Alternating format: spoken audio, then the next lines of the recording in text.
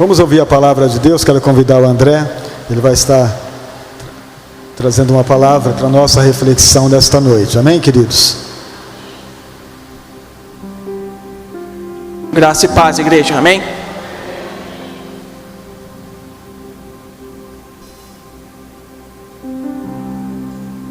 Convido a igreja a abrir a Bíblia no livro de Atos.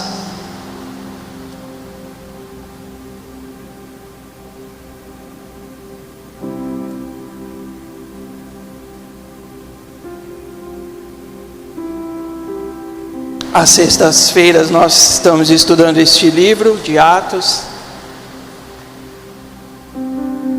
E eu quero compartilhar com os irmãos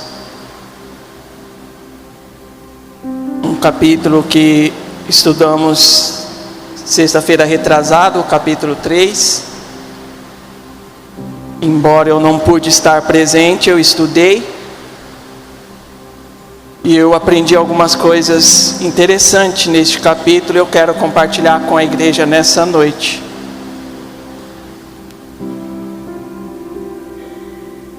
A partir do versículo 17 vai ser a nossa meditação.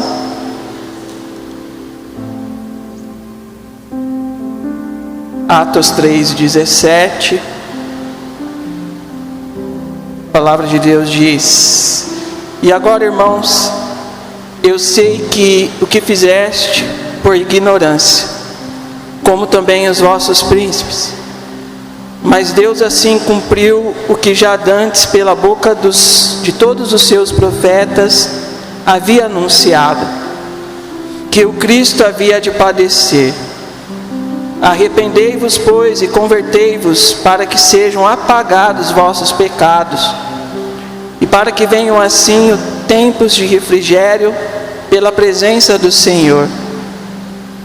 E envie Ele a Jesus Cristo, que já dantes vos foi pregado, o qual convém que o céu contenha até que os tempos da restauração de tudo, dos quais Deus falou pela boca de todos os seus santos profetas desde o princípio.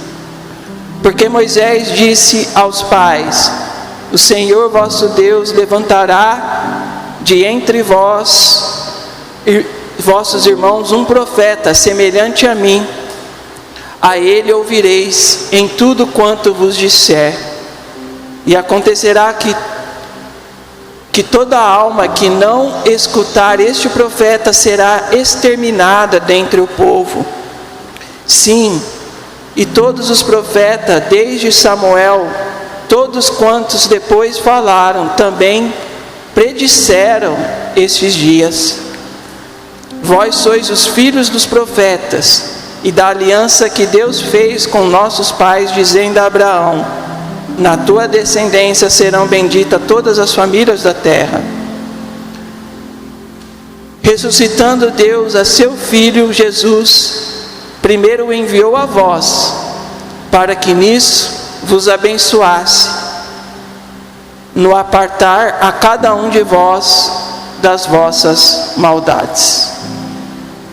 Senhor nosso Deus e Pai, estamos diante da Tua palavra mais uma vez, e te agradecemos por essa oportunidade. Peço que o Senhor use a minha vida como instrumento para falar ao coração da Tua igreja. Eu não tenho nada a oferecer, mas a Tua palavra tem, o Teu Espírito Santo tem. Fala conosco, dá-nos a Tua palavra, é o que nós te pedimos, no nome santo de Jesus, amém e amém.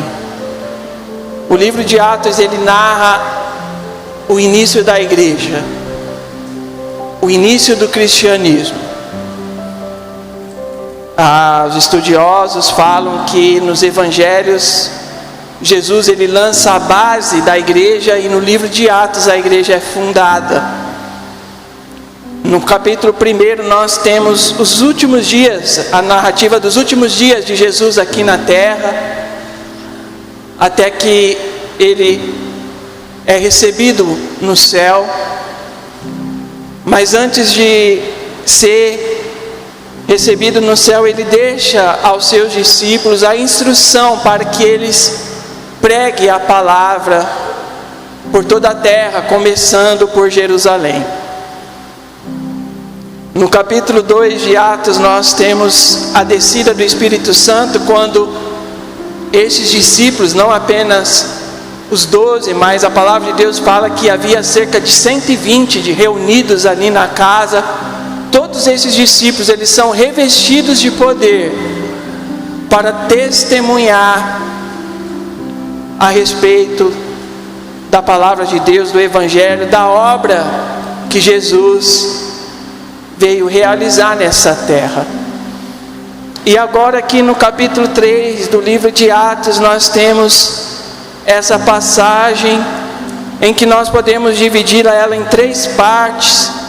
Os 10 primeiros versículos narram a respeito da cura de um homem coxo, onde Pedro e João, ao ir ao templo, se depara com este homem coxo, pedindo ali uma esmola, e Pedro falando para ele: olhe para mim, e o homem ali olha, talvez esperando receber a sua esmola, e Pedro declara: eu não tenho prata nem ouro, mas aquilo que tenho eu te dou, levanta e anda.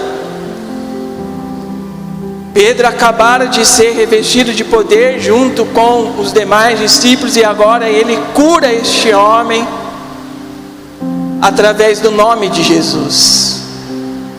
Através do nome de Jesus. A segunda parte aqui do capítulo 3 vai do versículo 12 ao 16, quando a multidão então se reúne ao ver este milagre, ao saber deste milagre. A multidão se reúne ali e Pedro aproveita essa oportunidade em que a multidão se reuniu para anunciar o Evangelho, para anunciar a palavra de Deus. E é interessante que Pedro fala, ele inicia ali o seu sermão no versículo 12, falando: por que vocês estão maravilhados? Este homem, ele não foi curado pelo poder, pelo meu poder, ou pela minha santidade, mas ele foi curado pelo nome de Jesus. Pelo poder que há no nome de Jesus, ele foi curado. Eu não entendo por que vocês estão maravilhados, mas foi este Jesus que vocês entregou para ser crucificado, para ser morto. Foi esse Jesus que curou este homem. Esse Jesus que vocês negaram, preferindo soltar Barrabás, quando até mesmo Pôncio Pilatos o declarou inocente, mas vocês escolheram Barrabás. Foi este Jesus que curou este homem. E depois de dizer então essa palavra dura a essa multidão, Pedro fala aqui no versículo 17, reconhecendo que eles agiram dessa forma pela ignorância. Então Pedro, ele declara aqui que reconhece que eles fizeram isso, agiram dessa forma na ignorância, na incredulidade, porque não haviam ainda reconhecido a Jesus como Messias. E pode parecer distante, mas muito provavelmente estes homens aqui a qual Pedro está agora se dirigindo, muito provavelmente foram exatamente estes homens que negaram Jesus e escolheram Barrabás. Quando a gente estudou o capítulo 1 do livro de Atos aqui na sexta-feira, a gente viu que esses acontecimentos aqui se passaram apenas 40 dias. É tudo muito recente, parece que aqui há um tempo muito grande. Não, 40 dias.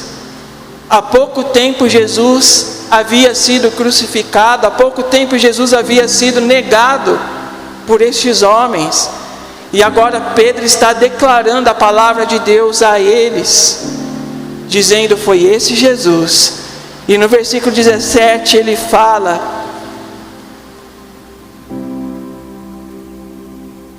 e agora, irmãos, eu sei que o fizeste por ignorância, como também os vossos príncipes, como também os líderes do povo de Israel, ao entregar Jesus, ao negar Jesus, fizeram isso na ignorância. E Deus faz o mesmo quando Ele nos chama do mundo, quando Ele nos chama da nossa vida de pecado. A palavra de Deus fala que Deus não leva por consideração o nosso tempo de ignorância. Ele não nos imputa aquilo que fizemos enquanto estávamos na ignorância. Ele nos perdoa, Ele nos purifica de nossos pecados. Isso também vem a convergir com as palavras do próprio Paulo, lá em Timóteo. Ele diz, 1 Timóteo 1,13: a mim que dantes fui blasfemo e perseguidor, injurioso, mas alcancei misericórdia, porque eu fiz ignorantemente, na incredulidade. Paulo também declara que ele foi um blasfemo, um perseguidor, mas fez isso na ignorância e alcançou misericórdia do Senhor. Assim nós também, no nosso tempo de ignorância, quando nós rejeitávamos a esse Cristo como nosso Salvador, mas um dia a graça de Deus nos alcançou, e Deus não nos imputa esse tempo de ignorância, mas nos concede o seu perdão. Mas para que isso ocorra é necessário arrependimento. É isso que Pedro declara mais à frente. No versículo 18 ele diz: mas Deus assim cumpriu o que já dantes, pela boca de todos os seus profetas, havia anunciado, que Cristo havia de padecer. Tudo o que aconteceu com Jesus, o seu sofrimento, o sofrimento do Messias, as dores do Messias, já havia sido declarado pelos profetas, já havia sido declarado muito antes. Isaías 52, 53, tem ali, é um texto bastante conhecido, declarado as dores do Messias. Mas os judeus não haviam entendido isso. A morte de Jesus, na verdade, era um obstáculo para os judeus aceitar a Jesus como o Messias, porque eles esperavam um Messias libertador, um Messias que viria e acabaria com o jugo de Roma. E de repente vem um homem e morre. É por isso que a palavra de Deus fala que a cruz é escândalo para os judeus. Eles não aceitam que o seu rei, embora eles não o reconheçam, mas como assim? Como que Jesus, sendo o nosso rei, o nosso Messias, vai morrer numa cruz? Era escândalo. Então Pedro ele faz aqui questão de mostrar que eles estavam com o entendimento equivocado, porque os próprios profetas no Antigo Testamento já haviam declarado que o Messias haveria de padecer, haveria de sofrer, porque ele sofreria a nossa dor, ele morreria a nossa morte, E era isso que eles não estavam entendendo. Pedro então deixa isso muito claro, falando disso, falando que os profetas já haviam declarado. E então no versículo 19 ele faz esse desafio. Essa terceira parte aqui que nós estamos estudando é onde tem o desafio que Pedro faz. O título da mensagem é o desafio da fé. O desafio da fé. Nós temos a nossa fé o tempo todo desafiada. E aqui ele então faz esse desafio: arrependei-vos, pois, e convertei-vos, para que sejam apagados os vossos pecados e venham assim os tempos do refrigério pela presença do Senhor. O apelo de Pedro é para o arrependimento e conversão. Essas duas palavras andam junto. Quando há verdadeiro arrependimento, há conversão. A gente tem debatido, conversado, compartilhado aqui às sextas-feiras, que o que tem faltado hoje na igreja, o que tem faltado hoje, é verdadeira conversão. Existe nas igrejas uma geração de pessoas convencidas de uma verdade, mas não convertidas de seus pecados. Elas escutam a palavra de Deus, aceitam como verdade, falam: é isso mesmo. Ela é convencida de que é a verdade, mas não há arrependimento, não há verdadeira conversão. E converter-se, o significado está na própria palavra, é uma mudança de rota, metanoia, mudança de pensamento. Quando a pessoa se arrepende, ela enxerga o seu estado pecador, ela muda, ela se converte, ela muda o seu estilo de vida, o seu pensamento, as suas ações, as suas atitudes.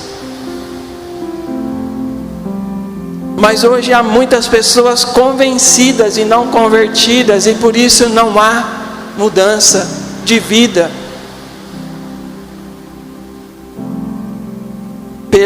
Pedro então faz este apelo para que haja arrependimento e conversão, e a consequência disso é os pecados apagados. Arrependei-vos e convertei-vos, para que sejam apagados os vossos pecados. Uma das coisas que mais desafia a nossa fé é os nossos pecados, é as nossas fraquezas. Mas a palavra de Deus fala que nós temos um Cristo que advoga por nós. A palavra de Deus fala que o sangue de Jesus é poderoso para nos purificar de todo pecado. E nós precisamos crer nisso, porque o pecado é um dilema na nossa vida. Se o pecado não te causa dor, se o pecado não te faz chorar, tem algum problema em você. Nós não, talvez é impossível, né, nessa terra, enquanto nós ainda não fomos revestidos do corpo incorruptível, o pecado vai sempre estar batendo a nossa porta, e por vezes nós vamos cair. Mas quando nós fomos alcançados por essa graça, quando nós recebemos essa graça e mudamos de vida, o pecado ele causa dor. Ele causa dor. E leva a esse arrependimento, a essa conversão. Todos os dias nós precisamos nos converter dos nossos maus caminhos. E então nós vamos ter esse tempo de refrigério. Ainda dita aqui neste versículo 19: apagados os vossos pecados, e venham assim os tempos de refrigério pela presença do Senhor. Quando nos arrependemos e mudamos, o Senhor traz esse refrigério na nossa vida. A presença dEle traz esse refrigério. Mas o que eu pude aprender estudando este capítulo é que, principalmente no Antigo Testamento, mas também aqui no Novo, muitas profecias ela têm um cumprimento agora, mas há também um cumprimento futuro. E quando a palavra de Deus fala de tempo de refrigério, aqui está falando de uma profecia messiânica, de uma promessa messiânica. Os estudiosos entendem que esse tempo de refrigério é o tempo de descanso. A grande época de alegria e de repouso que se entende que seria trazido pela vinda do Messias em glória, na sua segunda vinda. Porque nós não podemos ser hipócritas e dizer que o tempo aqui nessa terra, a vida aqui nessa terra é o tempo todo uma vida de alegria, de contentamento. Não. O próprio Jesus falou que no mundo nós teríamos aflições, mas que deveríamos ter bom ânimo, porque Ele venceu o mundo. E isso também aponta para uma promessa futura, porque se Ele venceu o mundo, nele nós também venceremos, e um dia nós entraremos nesse tempo de descanso, nesse tempo de repouso, que é a sua segunda vinda, quando Ele vai reinar. E nós às vezes nos esquecemos dessa promessa maravilhosa, e esperamos por esse Jesus somente aqui nessa terra, somente aqui neste tempo presente. Mas Paulo fala que aqueles que esperam por Jesus somente nessa terra, neste tempo, é o mais miserável dos homens. Há uma promessa futura, há um descanso futuro prometido, um tempo em que Ele vai enxugar de nossos olhos toda lágrima, onde não vai haver mais dor, não vai haver mais pranto. É esse tempo que nós esperamos, é esse tempo de refrigério que nós esperamos, que sim, já podemos provar um pouco deste tempo aqui nessa terra, sim, mas há uma promessa futura, há uma promessa futura.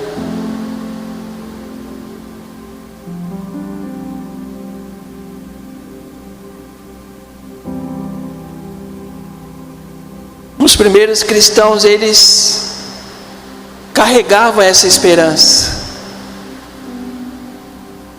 Paulo muitas vezes teve que escrever a eles em suas cartas, alertando, porque eles tinham tanta essa esperança da segunda vinda de Jesus, que de tempo em tempo surgia falsos mestres, falando que Jesus já havia voltado, e aí os cristãos ficavam desesperados. Aí Paulo escrevia para eles: calma, ainda não aconteceu, porque eles tinham essa esperança viva em seus corações. E às vezes o desafio do tempo desafia a nossa fé, e nos esquecemos dessa promessa futura maravilhosa, e vivemos aqui nessa terra uma vida desleixada, despreocupada, achando que é só aqui ou agora, esquecendo que há essa promessa futura maravilhosa de um dia reinarmos com Cristo. Versículo 20, complementando o 19, fala esse tempo de refrigério. Eu vou ler o 19 de novo para fazer essa ligação com 20. Ele fala: então arrependei-vos, pois, e convertei-vos, para que sejam apagados os vossos pecados, e para que venham assim o tempo do refrigério pela presença do Senhor, e envie Ele Jesus Cristo, que já diante de vós foi pregado. Quando os judeus se arrependerem e retornarem a Deus, Deus enviará Jesus Cristo, que já dentre vós foi pregado. Pedro está falando de algo futuro. Pedro está falando de algo que vai acontecer no futuro.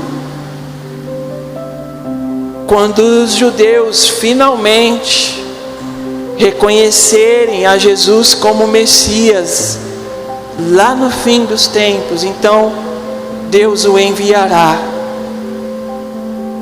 Deus o enviará, este Jesus que já foi pregado a eles e a nós. E por que isso ainda não aconteceu? 21 explica: o qual convém que o céu contenha até os tempos da restauração de tudo, dos quais Deus falou pela boca de todos os seus santos profetas desde o princípio. O céu o contenha. Jesus está no céu, à destra de Deus Pai, esperando que se complete este tempo, que Paulo lá em Romanos fala como a plenitude dos gentios. Nós estamos vivendo essa era chamada a era da igreja, a era da graça, ou a era do Espírito Santo, que os estudiosos chamam, né? O tempo da graça. E estamos vivendo este tempo, guardando essa esperança da vinda do Senhor, quando Ele vai restaurar todas as coisas e estabelecer o seu reino terreno, literal, milenar, aqui nessa terra. Quando Ele vai se assentar no trono de Davi e governar com justiça. Nós esperamos este momento, nós esperamos este tempo. É disso que Pedro está falando. O céu o contenha, é o tempo de Deus, os propósitos de Deus. Lá em Romanos, Paulo explica, Romanos 11, que Deus abriu este parêntese na história, este tempo na história, a graça, para que os gentios fossem alcançados. O plano de Deus era que os judeus fossem salvos, para que o mundo fosse salvo através dos judeus. Alguns podem dizer aparentemente que este plano falhou. Eu falo que não, porque os primeiros cristãos são judeus. Embora a maioria da nação, a maioria dos judeus realmente tenham rejeitado a Cristo, lá em Romanos 11, Paulo explica bem isso. Houve um remanescente que creu. Os primeiros cristãos eram judeus, e eles anunciaram o evangelho aos judeus, depois anunciaram aos gentios, principalmente Paulo. E estamos vivendo este tempo dos gentios, esse tempo da graça, onde Jesus está alcançando o mundo através da sua graça, através do evangelho, até que se complete este tempo, e então ele restaurará todas as coisas. É isso que Pedro está dizendo aqui.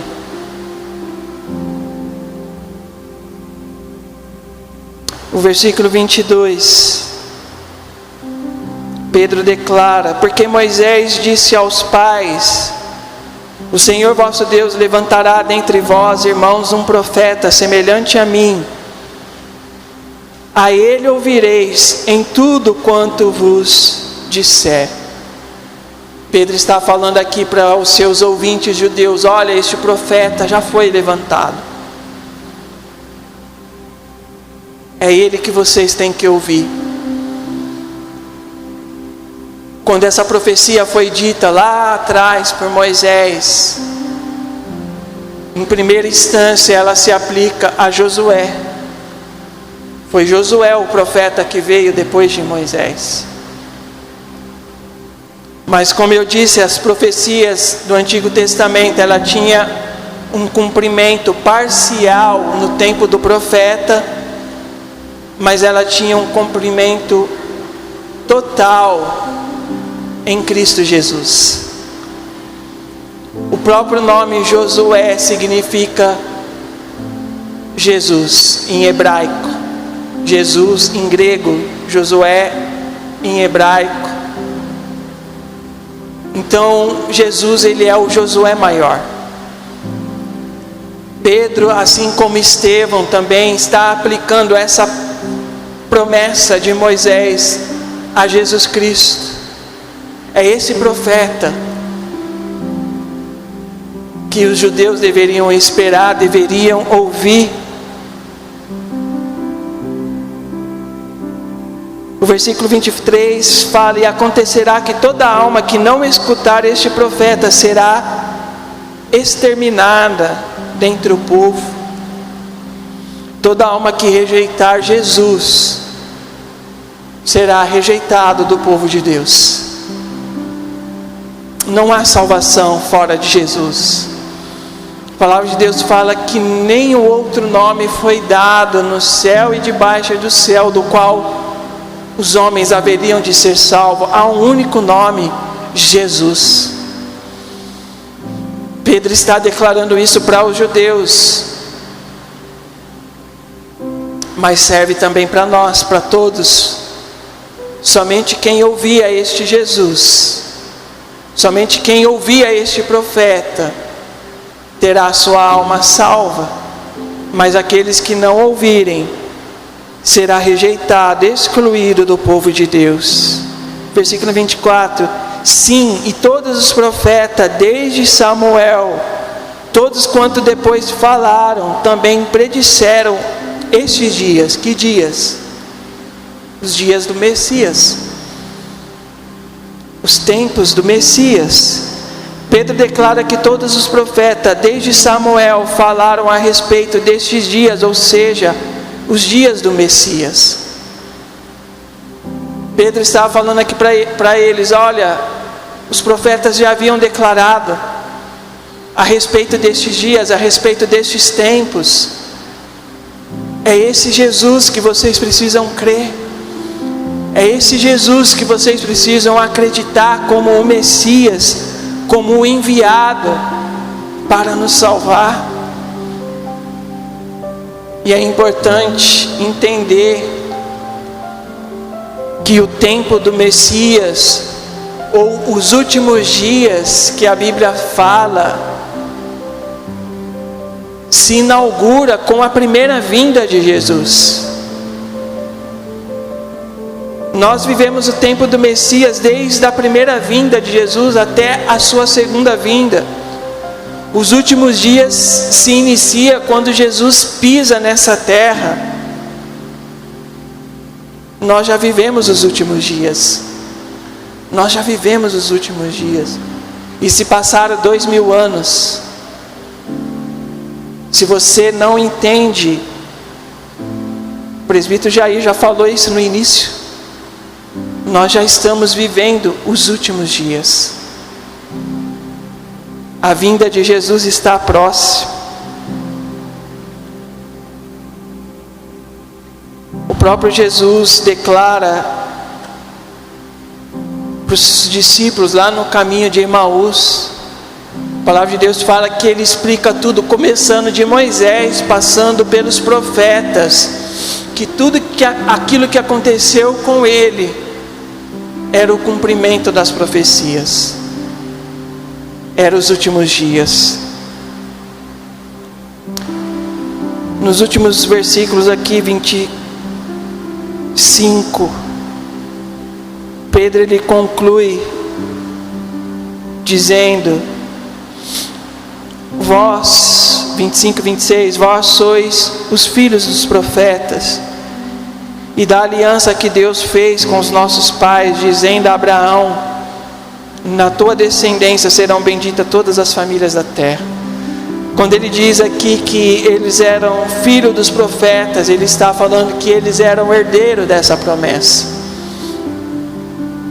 Vocês são herdeiros dessa promessa. Essa promessa dita no Antigo Testamento por todos os profetas, vocês são herdeiros. Mas é interessante que aqui não só os judeus, não só Israel é herdeiros, mas todos os povos. Porque quando essa promessa é feita a Abraão, Deus declara que em Abraão, ou seja, na sua descendência, todas as famílias da terra seriam benditas. Qual é a descendência de Abraão? Jesus Cristo. Começa em Isaac e Jacó, mas chega até Jesus Cristo. Quando fala em ti serão benditas todas as famílias da terra, é uma referência a Jesus Cristo. Todas as famílias da terra são benditas em Jesus Cristo. E o versículo 26 diz: ressuscitando Deus a seu Filho Jesus, primeiro enviou a vós, judeus, para que nisso vos abençoasse, no apatar a cada um de vós das vossas maldades. Essa é a maior promessa do Evangelho. Essa é a maior promessa que Deus deixa para o homem. É nos libertar do pecado. O judeu esperava um Messias que iria libertar o povo do jugo de Roma. Mas de nada adiantaria eles serem libertos do jugo de Roma e continuarem escravizados pelo pecado. De igual modo, há um evangelho hoje convidando o homem a se libertar da sua pobreza material ou a se libertar da sua enfermidade corporal, física, mas não o convida a se libertar dos seus pecados. O Evangelho que convida o homem a parar de sofrer, mas a parar de sofrer não pelo seu pecado, não é o Evangelho de Jesus Cristo. O Evangelho de Jesus Cristo convida o homem a morrer para o pecado, a se libertar do pecado. E é nesse sentido que hoje a nossa fé tem sido desafiada. Porque lá fora tem sido pregado um evangelho que massageia o nosso ego. O evangelho que nos convida a parar de sofrer, quando na verdade o Evangelho de Cristo é um convite a sofrer. Paulo fala que a ele foi concedido o privilégio de sofrer as dores de Cristo.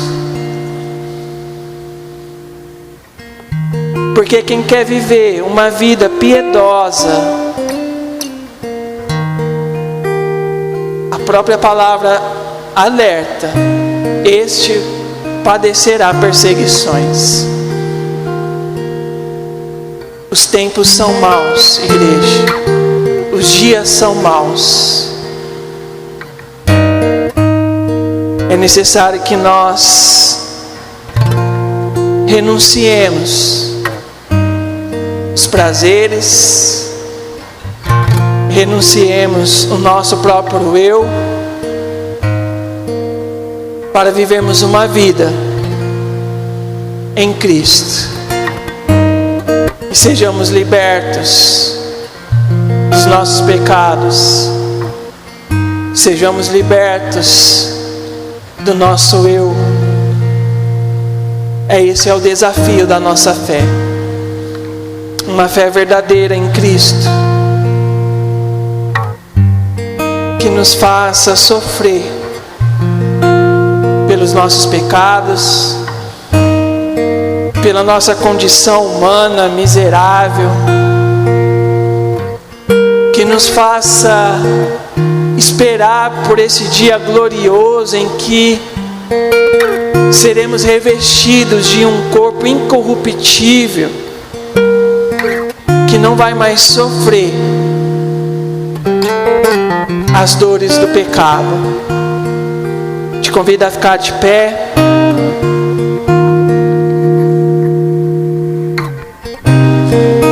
Que essa palavra possa produzir em nosso coração esse desejo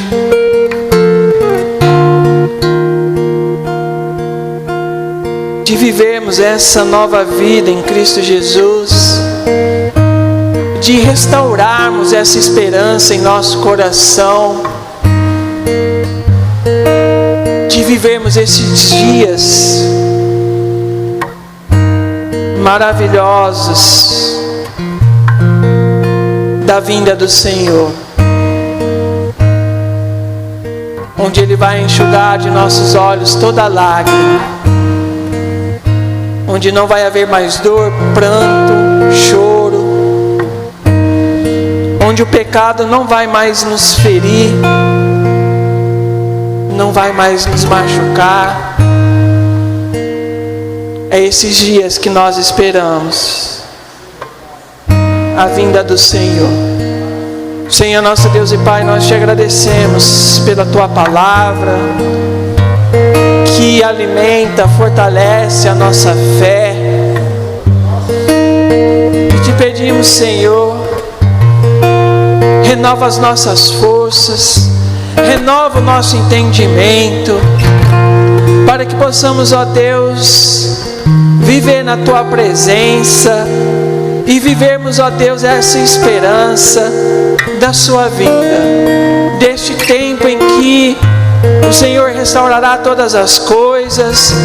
Esse tempo que o Senhor restaurará as nossas vidas, nos revestirá de um corpo incorruptível, onde não vai haver mais dor, pranto, choro, onde o pecado não vai mais ter efeito na nossa vida. Senhor, que essa esperança esteja no nosso coração, que possamos ansiar pela vinda do Senhor, por este tempo maravilhoso de refrigério para as nossas almas, para o nosso corpo, onde o Senhor vai verdadeiramente reinar. Que enquanto estivermos aqui nessa terra, que o Senhor possa manter viva essa esperança em nossos corações. Um coração, ó Deus, quebrantado, um coração arrependido, um coração verdadeiramente convertido ao Senhor. É o que nós te pedimos, ó Deus. Obrigado pela Tua Palavra.